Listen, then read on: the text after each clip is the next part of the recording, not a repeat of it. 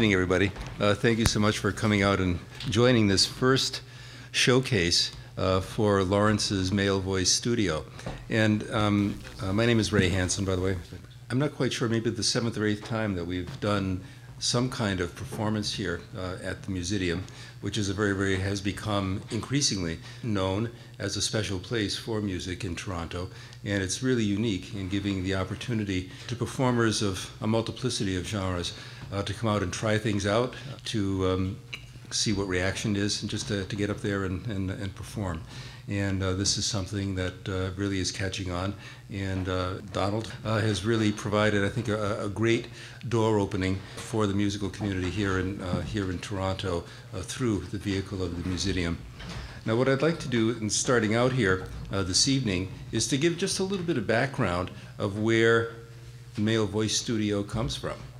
And we're going to have tonight 4 of Laurance's earliest students. Now, early only goes back to a little over a year ago.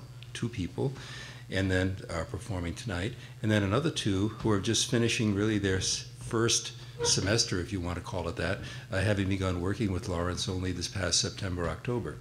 So you'll see, you know, different shadings, different places in life, different prior experiences, all of this. But what I think you'll see within it is there's the freedom to the voice. You're not going to hear any yelling. You're not going to hear anything strident. That's part of the whole theory of the Male Voice Studio. And it really began some time ago in 1911 in New York City with the birth of Mr. Cornelius Reid. This is a very important man. He's no longer with us. He died in February in 2008 at the age of 93 years old. 97 years old, actually. And the way his work comes down to us tonight is an interesting story because it involves a student of his. Her name is Dorothy Stone, and she's in New York City. She's an opera, multidisciplinary, multi-genre, American songbook, operetta, the whole thing. And she comes from a very musical family with a lot of background. And she studied with Cornelius Reid for over 20 years. So what Cornelius Reid did was to make himself probably the best educated person in the 20th century on the history of singing. And he became a specialist in the area of Bel Canto, which many people say a lot of things about without a whole lot of background. He did it all. He read it all, studied it all, and then got into the actual science of what it takes to make a voice work. Not stuff about going for aesthetic effect, but how is our body made such that it can vibrate and produce sound? What's going on there?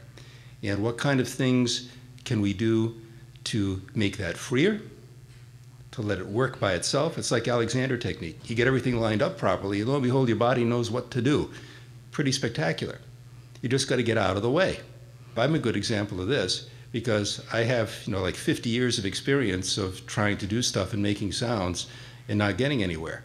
Why? Because I was pushing too much, trying to make something happen and not letting things line up so that they can do it by themselves and, again, get out of the way. So what Cornelius Reid pioneered through a long career was basically the freeing up of the singing voice.